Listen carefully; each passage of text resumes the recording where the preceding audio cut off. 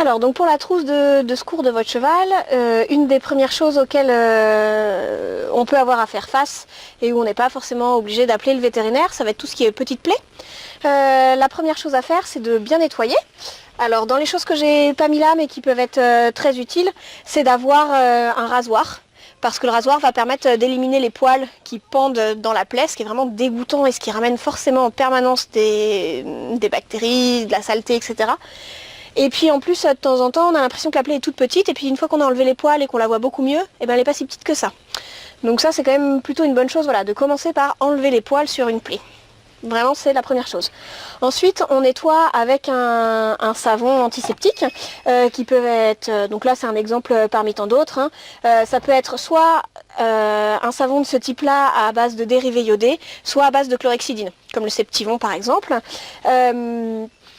Et dans ces cas-là, on associe derrière éventuellement une solution désinfectante, soit à base de chlorhexidine, soit pareil à base de dérivés iodés. Ce qui est important, c'est que si votre savon est à base de dérivés iodés, derrière vous mettez une solution à base de dérivés iodés, et si vous travaillez avec de la chlorex, pareil, vous restez avec de la chlorhexidine tout du long, parce que le mode d'action de l'un a tendance à être antagoniste du mode d'action de l'autre. Donc en gros, vous annulez ce que vous avez fait, ce qui n'est pas forcément utile. Dans les choses qui peuvent être assez pratiques, mais pas indispensables, c'est d'avoir pour nettoyer une petite éponge. Alors là, c'est une éponge qui est très pratique parce qu'elle est déjà imbibée de dérivés iodés. Donc ça permet de bien nettoyer, ça a l'avantage de bien faire de la mousse. Cela dit, si vous n'avez pas d'éponge, avec des compresses, pas forcément stériles, hein, des compresses comme on en trouve comme ça, c'est très bien, ça vous permet déjà de bien nettoyer. Si vous travaillez avec des dérivés iodés, c'est bien de mettre des gants, parce que c'est très allergisant. Donc pour vous protéger, vous c'est bien. Et puis également ça permet de travailler plus proprement de mettre des gants. Voilà, mais ça c'est pas obligatoire, c'est juste dans l'idéal. Donc ça permet de faire les premiers soins déjà au niveau des plaies. Ensuite avec une compresse, alors soit des compresses simples, soit derrière vous pouvez aller, il existe des tas de compresses, des compresses non adhérentes, des tulles gras, etc. pour garder l'humidité de votre plaie éventuellement. Vous appliquez la compresse, vous protégez votre plaie. Vous maintenez la compresse avec une bande de coton, et ce qui est très pratique, c'est d'avoir une bande auto-cohésive. Donc c'est des bandes, quand vous les ouvrez et que vous les appliquez, elles se collent d'elles-mêmes. C'est un côté élastique. La seule chose qu'il faut faire attention, c'est de les poser de façon bien régulière pour ne pas faire de striction, notamment au niveau des membres. Allez pas faire un tour de bande en mettant de façon très serrée.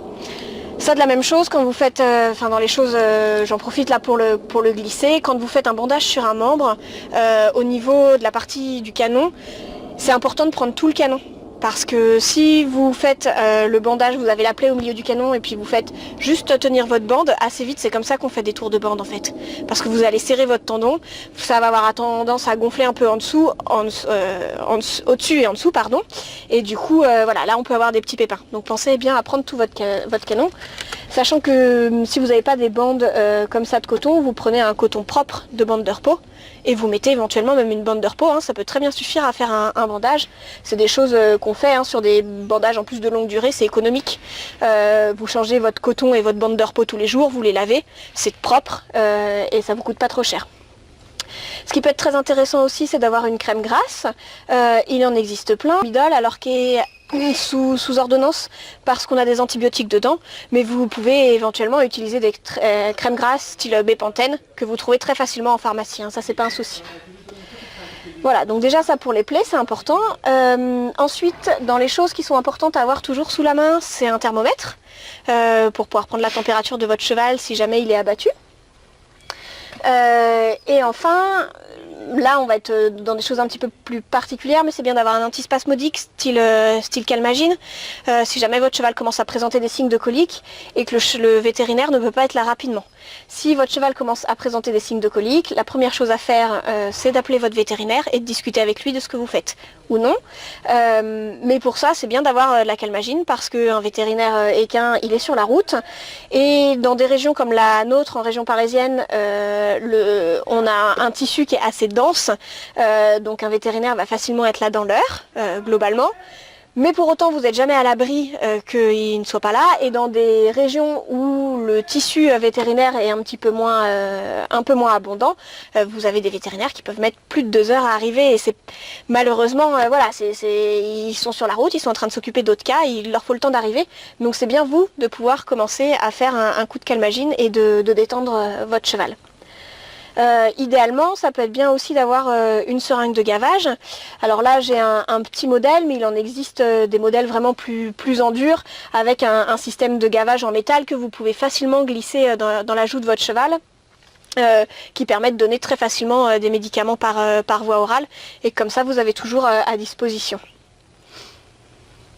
Voilà.